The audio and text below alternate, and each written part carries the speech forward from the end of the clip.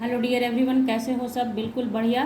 तो चलिए बच्चों, आज क्लास में पढ़ेंगे हम लोग MCQs पी ब्लॉक एलिमेंट से क्लास 12 टर्म फर्स्ट एग्जाम के लिए। ठीक है, यूनिट 7 है ये, और इसके बारे में मैंने पहले भी आपको बताया था ग्रुप 15 का, जब हम लोगों ने MCQs किया था कि पी ब्लॉक एलिमेंट्स आपके टर्म फर्स्ट एग्जाम के लिए मोस्ट इंपॉर्टेंट होता है, क्योंकि ये अकेला चैप्टर है जो आपको 10 मार्क्स दिला सकता है। तो समझ गए आप? तो चलिए, ज़्यादा इसके बारे में चर्चा नहीं करेंगे, इसलिए क्योंकि ग्रुप 15 वाले में मैंने आपको पूरा डिटेल में समझा दिया था सारी बातों को। ठीक है, अगर वीडियो आप लोगों ने नहीं देखा है ग्रुप 15 का, तो उसका लिंक डिस्क्रिप्शन बॉक्स में मिलेगा, आप देख सकते हैं वहाँ से। और साथ ही साथ बता दूं एक बारी, जो लोग नए हैं यहाँ पे पहली बार इस वीडियो को ही देख रहे हैं, तो मैंने पी ब्लॉक एलिमेंट से ग्रुप 15 का एक अलग दिया है, अभी ग्रुप 16 का भी दे रही हूँ, इसके बाद ग्रुप 17 और ग्रुप 18। ये 4 ग्रुप आपको पढ़ना है क्लास 12 के अंदर, 15, 16, 17 एंड 18। तो अलग अलग वीडियो प्रोवाइड करूँगी ताकि मैक्सिमम MCQs आपका सॉल्व हो सके और 10 मार्क्स आप पूरी तरह से ला सके without any hesitation, without any difficulty. Okay, तो चलिए स्टार्ट करते हैं अपने क्लास को। तो क्लास के आगे मैं ही बोल देती हूँ, अगर आपको क्लास अच्छी लग जाए, आपको लगे अच्छा, तो लाइक कर दीजिएगा, शेयर कर लीजिएगा अपने दोस्तों के साथ, और चैनल को सब्सक्राइब करना आप लोग भूल जाते हैं, बिल्कुल नहीं भूलें। सब्सक्राइब करें चैनल को विथ बेल आइकन, ताकि नोटिफिकेशन आपको समय से मिले और आप देख सकें। तो सब्सक्राइब कर लें अभी ही, बाद में मन करे अनसब्सक्राइब कर देना, लेकिन सब्सक्राइब करना न भूलें। ओके, तो चलिए स्टार्ट करते हैं अपने क्लास को। और क्लास में सबसे पहले ग्रुप 16 में जो एलिमेंट्स आते हैं उसको देखेंगे। तो देखिए यहाँ पे ऑक्सीजन सबसे पहला, सल्फर, सेलेनियम, टेलुरियम और पोलोनियम। ठीक है, ये हमारा एलिमेंट्स है ग्रुप 16 का, इसे 6B भी बोलते हैं। ओके, तो इलेक्ट्रॉनिक कॉन्फ़िगरेशन यहाँ पे दिया है मैंने, सबको ध्यान से आप देखें, अपनी कॉपी पे ज़रूर मेंशन करें इसे। और सबको दिखाया है कि अनपेयर्ड इलेक्ट्रॉन कितने हैं। देखिए, 2 unpaired electron, 2 unpaired electron, 2 unpaired electron. इससे पहले जो आपने ग्रुप 15 पढ़ा है उसमें 3 अनपेयर्ड इलेक्ट्रॉन था। आगे जो आप 17 पढ़ेंगे उसमें आपके पास 1 अनपेयर्ड इलेक्ट्रॉन दिखेगा। ठीक है, और 18 में आप सभी को पता है, प्यारे बच्चों के इनर्ट गैस है, उसके पास अनपेयर्ड इलेक्ट्रॉन होता ही नहीं है। ठीक है, तो इस तरीके से होता है। आगे जब जैसे जैसे आप ऐसे बढ़ते जाते हैं पीरियड में आगे की ओर, तो इसी तरह से प्रॉपर्टीज़ में वेरिएशन दिखता है। तो इसलिए मेहनत कम है। अगर आपने क्लास 11 का पीरियोडिसिटी इन प्रॉपर्टीज़ पढ़ा है अच्छे से, तो नथिंग डिफ़िकल्ट फॉर यू, यहाँ पे कुछ भी भारी आपको नहीं लगेगा। और हाँ, यहाँ पे मैंने एक्सप्लेनेशन जो है मेंशन कर दिया है लिख के, ताकि आप लोग भी उसे देखें, पढ़ें और अपनी कॉपी पे भी लिख सकते हैं, ताकि जब आपको एग्जामिनेशन के लिए प्रैक्टिस करना हो तो आपको प्रॉब्लम ना हो। ठीक है, तो चलिए स्टार्ट करते हैं। Question number first, oxygen molecule is, oxygen molecule कैसा होता है भैया? पैरामैग्नेटिक होता है, डायमैग्नेटिक होता है, फेरोमैग्नेटिक होता है, पेरीमैग्नेटिक होता है। तो आप सभी को पता है जिनके पास अनपेयर्ड इलेक्ट्रॉन होता है वो पैरामैग्नेटिक इन नेचर होते हैं। यहाँ पे मैंने मेंशन कर दिया है O2 has 2 unpaired electron, that is by, ये क्या हो जाएगा? पैरामैग्नेटिक इन नेचर हो जाएगा। ठीक है, तो देखिए बच्चों, कुछ बातें आपको बोलनी होती है स्टार्टिंग में, थोड़ा ये हो जाता है कि समझाना ज़रूरी होता है। ठीक है, नेक्स्ट क्लास देखते हैं, सॉरी नेक्स्ट क्वेश्चन देखते हैं हम लोग। ओजोन इज, ओजोन है क्या? An isobar of oxygen, an isotope of oxygen, a polymer of oxygen, an allotrope of oxygen. तो आपको पता है कि O2 और O3 are allotropic form of oxygen होते हैं, एलोट्रॉपिक फॉर्म होते हैं। तो आंसर हमारा क्या हो जाएगा? आंसर डी होगा हमारा, एन एलोट्रॉप ऑफ ऑक्सीजन। अब देखिए क्वेश्चन नंबर 3 है, oleum is mixture of, oleum बहुत इंपॉर्टेंट क्वेश्चन है ये। Oleum is a mixture of, इसमें से ओलियम किसका मिक्सचर है? तो याद करके रखना है आपको कि H2SO4 यानी कि सल्फ्यूरिक एसिड और प्लस SO3 को हम लोग बोलते हैं ओलियम, जिसका कि कंडेंस फॉर्म में करेंगे आप तो हो जाता है H2S2O7। तो यहाँ पे ढूंढिए इस ऑप्शन से मैच करता हुआ H2SO4 SO3, तो ये हमारा सी हमारा आंसर हो जाएगा। ठीक है, याद कर लीजिएगा, oleum is a mixture of sulphuric acid and SO3। ठीक है, देखिए क्वेश्चन नंबर 4 है हमारा। Question number 4, which would quickly absorb oxygen, इनमें से कौन है जो कि ऑक्सीजन को क्विकली एब्जॉर्ब करता है? Alkaline solution of pyrogallic acid, concentrated sulphuric acid, lime water, alkaline solution of copper sulphate. तो ध्यान रखिए कि क्विकली एब्जॉर्ब करता है ये जो पायरोगैलिक एसिड है, इसका कैरेक्टरिस्टिक होता है कि वो एब्जॉर्ब करता है O2 को, ये उसका नेचर है, गुण है। तो ध्यान रखना है, characteristic of alkaline pyrogallic acid is to absorb O2। तो हमारा आंसर कौन सा हो जाएगा? Number A. क्वेश्चन नंबर 5 है हमारा, O2 is denser then air and therefore it is collected in. O2 जो है डेंसर देन एयर होता है, तो इसको कलेक्ट किया जाता है spirit, H2O, mercury, kerosene oil. तो देखिए यहाँ पे मैंने एक्सप्लेनेशन नहीं दिया है। एज यू नो कि O2 जो है वाटर में डिजॉल्व रहता है, जिसकी वजह से एक्वेटिक लाइफ है, एक्वेटिक एनिमल्स का लाइफ है। किसकी वजह से? क्योंकि वाटर में ऑक्सीजन होता है, उसी को वो लोग लेते हैं अपना, ठीक है, इनहेल करते हैं। तो यहाँ पे हमारा आंसर क्या हो जाएगा? H2O। H2O में ही कलेक्ट किया जाता है किसको? O2 को, ठीक है। नेक्स्ट क्वेश्चन देखते हैं हम लोग। क्वेश्चन नंबर 6 है, the blue coloured gas is. अब इसमें से कौन सा ऐसा गैस है जो ब्लू कलर्ड है? F2O3 Cl2NO, ठीक है। तो O3 जो है यहाँ पे ओजोन जो होता है वो ब्लू कलर्ड गैस होता है। ओजोन कैसा होता है? ब्लू कलर्ड गैस होता है। नेक्स्ट क्वेश्चन है हमारा, in sulphate ion the oxidation state of sulphur is +6 and the hybridisation state of sulphur is. तो देखिए यहाँ पे SO4 2- के लिए बनाने के लिए, हाइब्रिडाइजेशन निकालने के लिए क्या करना पड़ेगा? लेविस डॉट स्ट्रक्चर बनाइए SO4 2- का, ठीक है। लेविस डॉट स्ट्रक्चर का वीडियो का लिंक दे दूंगी। इतना अच्छे तरीके से मैंने आपको बताया हुआ है, इसलिए यहाँ पे मैं उतना बता नहीं रही हूँ। उसमें बहुत अच्छे से आपको बता दिया है ट्रिकली कि आप फटाक से कैसे बना सकते हैं। तो उसके अकॉर्डिंग जब आप बनाएंगे तो sp3 हाइब्रिडाइजेशन आएगा।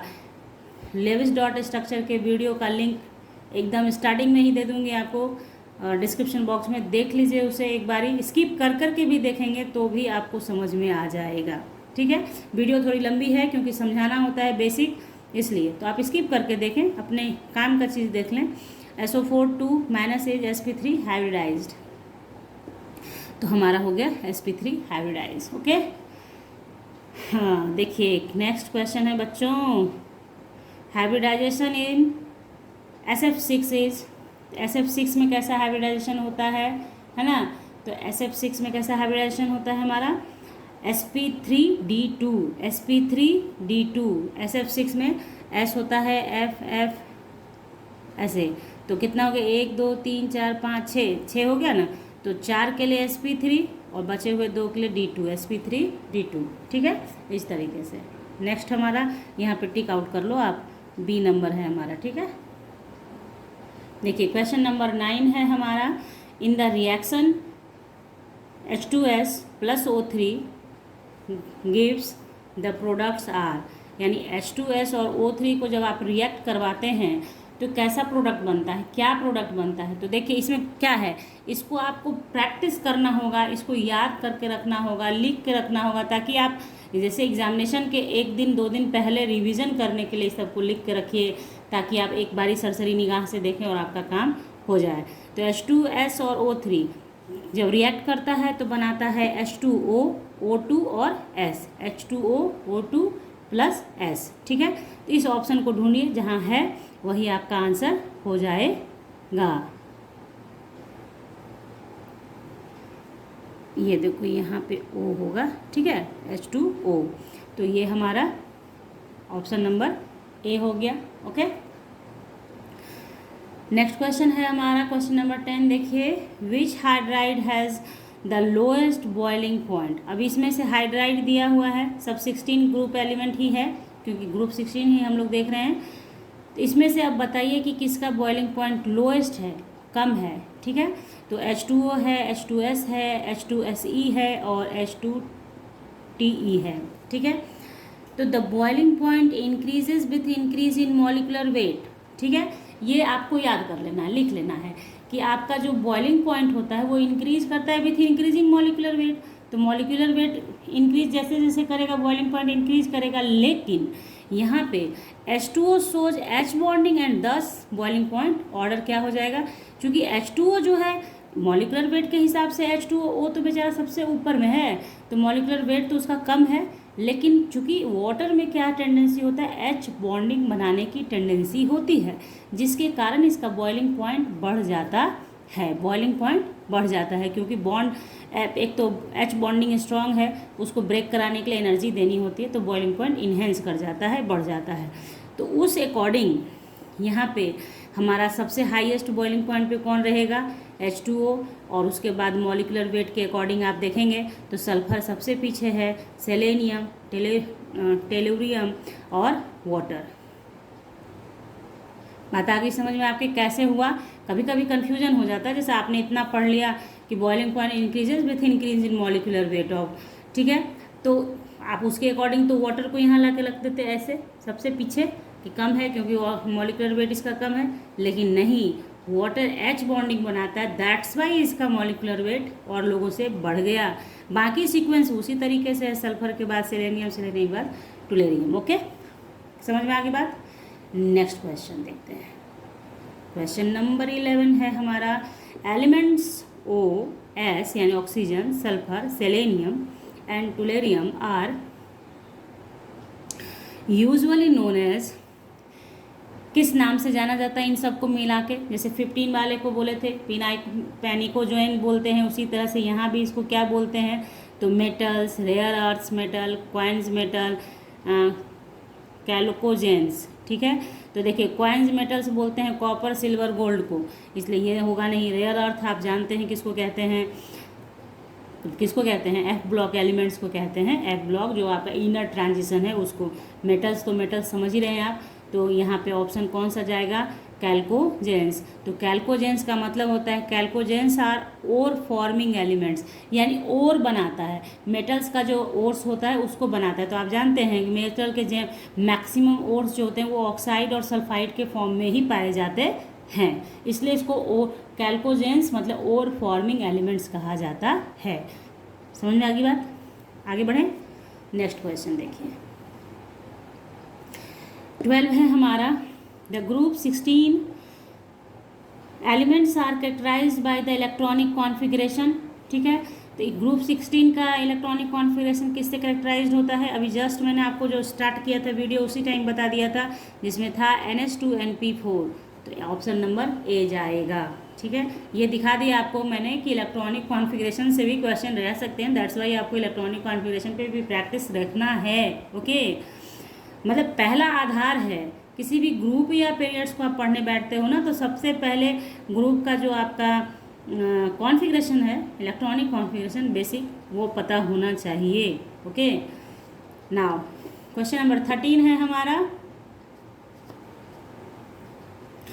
ऑक्सीजन वॉज डिस्कवर्ड बाई, तो ऑक्सीजन किसके द्वारा डिस्कवर्ड किया गया भैया? तो इसको याद कर लीजिए कि ये प्रिस्टले के थ्रू डिस्कवर किया गया है, किसको? ऑक्सीजन को। तो ऑप्शन हमारा कौन सा हो गया? ए, ठीक है। नेक्स्ट क्वेश्चन है हमारा, dash liberates oxygen from water, water से ऑक्सीजन इनमें से कौन लिबरेट करता है? Phosphorus, sodium, fluorine, iodine. तो देखिए फ्लोरीन को जब आप वाटर से रिएक्ट कराते हैं H2O, तो ये गिव्स करता है आपको 2HF दे देता है और प्लस हाफ O2 देता है, तो आंसर हमारा क्या होगा? F2, ठीक है। यानी फ्लोरीन लिबरेट्स करता है ऑक्सीजन फ्रॉम वाटर, फ्लोरीन जब वाटर में डालेंगे तो ऑक्सीजन गैस आपको निकल कर आएगा, ठीक है। ये हो गया 15। नेक्स्ट क्वेश्चन देखें, तो देखिए क्वेश्चन नंबर 15 हमारा, most abundant elements in earth crust is, इनमें से ऑक्सीजन, सल्फर, सेलेनियम, टुलेरियम, इसमें से कौन सा है जो मोस्ट अबंडेंट है? तो ये तो एलिमेंट की बात कर रहा है, तो ऑक्सीजन होगा हमारा आंसर। मैंने लिख दिया यहाँ पे, most abundant element is oxygen on the earth crust, ठीक है। ऑक्सीजन सबसे अबंडेंट एलिमेंट है, सबसे ज़्यादा पाया जाने वाला एलिमेंट है अर्थ क्रस्ट पर। ओके, नेक्स्ट क्वेश्चन है हमारा, bleaching action of SO2 is due to, SO2 जो ब्लीचिंग एक्शन शो करता है वो क्यों करता है, कैसे करता है, हाउ, ठीक है। तो ब्लीचिंग एक्शन ऑक्सीडेशन से करता है, रिडक्शन से करता है, हाइड्रोलिसिस के कारण करता है, इट्स एसिडिक नेचर के कारण करता है। तो सबसे पहले रिएक्शन जानिए। ब्लीचिंग एक्शन कब होगा? वाटर में डिजोल्व किया आपने SO2 H2O, तो H2SO4 देगा और ये 2H बनेगा, ठीक है, नेसेंट हाइड्रोजन, ठीक है। अब ये नेसेंट हाइड्रोजन कलरिंग मटेरियल आपने डाला, उसके साथ रिएक्ट करेगा और उस कपड़े को कलरलेस कर देगा, ब्लीच कर देगा, कलर जो होगा वो हट जाएगा, कलरलेस हो जाएगा। तो इसके कारण हुआ, तो ये हो रहा है क्या प्रोसेस? ये प्रोसेस है रिडक्शन। तो क्या होता है? Bleaching action of SO2 is due to reduction. कैसे होता है? रिडक्शन से होता है, ठीक है। बात समझ में आ रही है आपके? थोड़ा बहुत आपको दिख रहा होगा कि परेशान कर रहे हैं मच्छर, बहुत रात हो चुकी है जब वीडियो बना रही हूँ। तो खैर चलिए आप देखें, ठीक है। देखिए, सल्फ़र मॉलिक्यूल एग्जिस्ट करता है कैसा? तो सभी को पता है बच्चों, S8। फिर भी मैंने दिया है ताकि आप लोग जिनको नहीं पता है वो पता कर लें। S8 sulphur exist as octa atomic in nature. Octa atomic, phosphorus tetra atomic, sulphur octa atomic. Okay, next question है हमारा, the bond angle in H2S is. H2S का बॉन्ड एंगल कितना होता है? तो यहाँ पे ऑप्शंस दिख रहे हैं आपको। यहाँ देखिए, H2S का फॉर्मूला वाटर की तरह ही होता है, लोन पेयर इलेक्ट्रॉन वाटर की तरह रहता है HH, ठीक है। तो हाइब्रिडाइजेशन हो गया sp3, दो सिग्मा और 2 लोन पेयर, 2+2 यानी sp3। ओके, तो इसका बॉन्ड एंगल होता है कितना? 92.5 डिग्री, 92.5 डिग्री। तो 92.5 डिग्री आंसर हो गया हमारा। नेक्स्ट क्वेश्चन है हमारा, ओजोन इज मैन्युफैक्चर्ड बाय, ठीक है। मैन्युफैक्चर्ड और प्रिपरेशन में फ़र्क होता है बच्चों। मैन्युफैक्चर्ड जब आप बड़े पैमाने पर बनाते हैं, ठीक है। Ozone is manufactured by Siemens ozoniser, Brodie's ozoniser, Siemens and Halske और ओजोनाइजर या ऑल।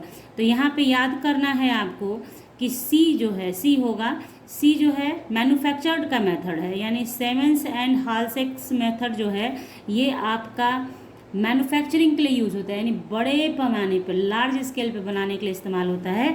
जबकि ये जो दोनों है ना, मेथड ऑफ प्रिपरेशन है, method of preparation, method of preparation of ozone है। प्रिपरेशन का मतलब जो लैब में आपने तैयार किया, छोटे मात्रा में, कम मात्रा में तैयार किया, तो that is your preparation. Manufacture आपको समझा दिया। ओके, नेक्स्ट क्वेश्चन देखते हैं हम लोग। देखिए, क्वेश्चन नंबर 20 है हमारा, in which process sulphur is not used. इसमें से कौन ऐसा प्रोसेस है जिसमें सल्फर का इस्तेमाल नहीं होता है? Protection of grape vines, manufacture of H2SO4, manufacture of black shoe polish, vulcanisation of rubber. तो देखिए, सल्फ़र का इस्तेमाल, जब यूजेज ऑफ सल्फ़र आप पढ़ते हैं तो उसमें ये तो क्लियर है भैया मेरे कि मैन्युफैक्चरिंग ऑफ H2SO4 में जाएगा ही जाएगा। वल्कनाइजेशन ऑफ रबर का मतलब ही होता है जब रबर को सल्फ़र डाल के ट्रीट करते हैं आप, तो वल्कनाइजेशन ऑफ रबर होता है। प्रोटेक्शन ऑफ ग्रेप वाइन में इस्तेमाल होगा सल्फ़र का, सल्फ़र को प्रोटेक्ट करने के लिए, मतलब ख़राब ना हो उसके लिए, ठीक है। तो बचा manufacture of black shoe polish. Black shoe polish बनाने में इसका इस्तेमाल नहीं किया जाता है, सल्फ़र का इस्तेमाल नहीं किया जाता है, ठीक है। तो आंसर हमारा हो गया manufacture of black shoe polish. ऐसे भी ब्लैक शू में सल्फ़र का इस्तेमाल नहीं होगा, ठीक है। नेक्स्ट क्वेश्चन है हमारा, बहुत इंपॉर्टेंट क्वेश्चन है, बहुत most important. King of chemical, रट लिया है आप लोगों ने, H2SO4 होता है, ठीक है, बच्चे भी रट लेते हैं। किंग ऑफ केमिकल, तो किंग ऑफ केमिकल, तो ये तो पता चल गया कि H2SO4 को कहते हैं। क्यों कहते हैं? देखिए, the economy of country is measured in term of consumption of H2SO4, यानी कौन सा कंट्री कितना कंज्यूम करता है, कितना कंजम्पशन करता है H2SO4 का, वो उस कंट्री की इकोनॉमी को बताता है। That is why H2SO4 is called king of chemical.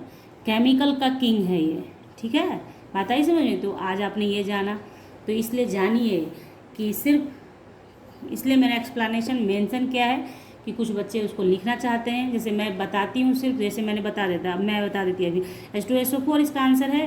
क्यों? क्योंकि इसका इसी के अकॉर्डिंग, इसके कंजम्पशन के अकॉर्डिंग आपका इकोनॉमी पता लगाया जाता है किसी कंट्री का, कि कितना डेवलप कंट्री है हमारा। ओके, तो लेकिन बच्चे सुनते हैं, भूल जाते हैं, इसलिए अब आप लिख भी सकते हैं। ये मैंने कोशिश की है। इस कोशिश के बारे में ज़रूर बताइएगा बच्चों, जो भी आप वीडियो देखते हैं ज़रूर बताइएगा कि हाँ मैम ये बढ़िया किया है आपने, ये कंटिन्यू करें, क्योंकि मुझे भी खुशी होगी, मैंने भी मेहनत करी है आपके लिए। ठीक है, नेक्स्ट क्वेश्चन देखिए। Low volatile nature of H2SO4 is due to. अब H2SO4 का लो वोलाटाइल नेचर क्यों होता है भाई मेरे? ठीक है, H bonding, van der Waals forces, strong bonds, none. ठीक है, तो H2SO4 जो होता है ना, H बॉन्डिंग करता है, जिसके कारण मॉलिक्यूलर स्ट्रक्चर इसका थोड़ा सा कॉम्पैक्ट हो जाता है और ये विस्कस लिक्विड हो जाता है। मतलब आप समझिए कि वोलाटाइल, लो वोलाटाइल नेचर का होता है, यानी कि आप जब इसको, मतलब ये वोलाटाइल मतलब वेपराइज नहीं होगा जल्दी, स्किप नहीं करेगा, स्केप आउट नहीं होगा। ठीक है, तो आंसर हमारा क्या हो जाएगा? H bonding. देखिए एक्सप्लेनेशन मैंने दिया है, H bonding in H2SO4 makes it a viscous liquid. जब H बॉन्डिंग बन जाता है तो H बॉन्डिंग, देखिए जब H2SO4 H बॉन्डिंग बनाएगा तो उसके कारण क्या होगा, स्ट्रक्चर थोड़ा सा कॉम्पैक्ट हो जाएगा, उसके कारण इसका जो लिक्विडी नेचर होता है वो थोड़ा सा रिड्यूस हो जाएगा, और रिड्यूस हो जाएगा तो वोलाटाइल नेचर घट जाएगा, है ना। आप क्या करेंगे, पहले तो H बॉन्डिंग तोड़ेंगे तभी तो वोलाटाइल होगा, स्किप करेगा। नेक्स्ट क्वेश्चन देखिए 23, SO2 can be used as. तो SO2 जो है can be used bleaching agent होता है, डिसइंफेक्टेंट होता है, एंटी क्लोर होता है, यानी कि हमारा आंसर क्या हो जाएगा? और यानी SO2 का इस्तेमाल हम लोग ब्लीचिंग के लिए भी करते हैं, डिसइंफेक्टेंट के रूप में भी करते हैं, और एंटी क्लोर के रूप में भी करते हैं। क्वेश्चन नंबर 24 देखिए, the most stable allotropic form of sulphur is rhombic sulphur, monoclinic sulphur, plastic sulphur, flower sulphur. Okay, तो देखिए याद कर लीजिए इसे कि रोम्बिक सल्फर सबसे ज़्यादा मोस्ट स्टेबल होता है, क्योंकि यही सबसे ज़्यादा आपको पढ़ने को मिलेगा। इसके बाद मोनोक्लिनिक, प्लास्टिक सल्फर और फ्लावर सल्फर आपको देखने के लिए भी नहीं मिलता है ज़्यादा, और पढ़ने के लिए भी नहीं मिलेगा। पॉलीमर में भी पढ़ेंगे आप तो रोम्बिक सल्फर ही आता है ज़्यादा पढ़ने को, इसलिए रोम्बिक सल्फर, उसके बाद मोनोक्लिनिक सल्फर। तो most stable allotropic form sulphur का क्या हो गया? Rhombic sulphur. नेक्स्ट क्वेश्चन है हमारा, paramagnetic molecule is oxygen, nitrogen, hydrogen, chlorine. यानी कि मॉलिक्यूल की बात कर रहा है तो O2 बोलेगा, N2 बोलेगा, H2 बोलेगा और Cl2 बोलेगा। क्लोरीन मॉलिक्यूल यानी कि मॉलिक्यूल है। तो इसमें से कौन सा मॉलिक्यूल है जो पैरामैग्नेटिक नेचर का है? तो ऑक्सीजन मॉलिक्यूल पैरामैग्नेटिक होगा। क्यों? क्योंकि इसके पास अनपेयर्ड इलेक्ट्रॉन होता है, अनपेयर्ड इलेक्ट्रॉन होता है। ठीक है, तो oxygen having 2 unpaired electron, that's why it is paramagnetic in nature.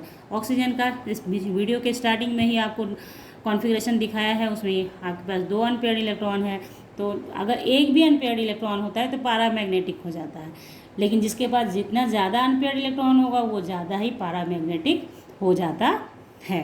तो यहाँ पे हम लोगों ने ग्रुप 16 से भी 25 क्वेश्चंस कर लिए हैं।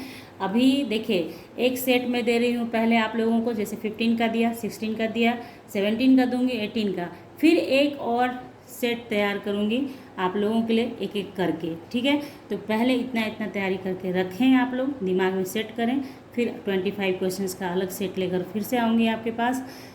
तो चलिए, अगर फिर से देखना है, क्लास ज्वाइन करना है नेक्स्ट सीरीज़ का, तो चैनल को सब्सक्राइब करके रखें, ताकि क्लास जैसे ही घंटी बजाई जाए आपकी भी घंटी बजे और आप फटाक से यहाँ आ सकें और देख सकें। तो चलिए, आप सभी को दशहरा की हार्दिक बधाई, शुभकामना। इसी के साथ मिलते हैं आपसे नेक्स्ट क्लास में नेक्स्ट टॉपिक के साथ। तब तक bye, thank you, take care, have a nice day.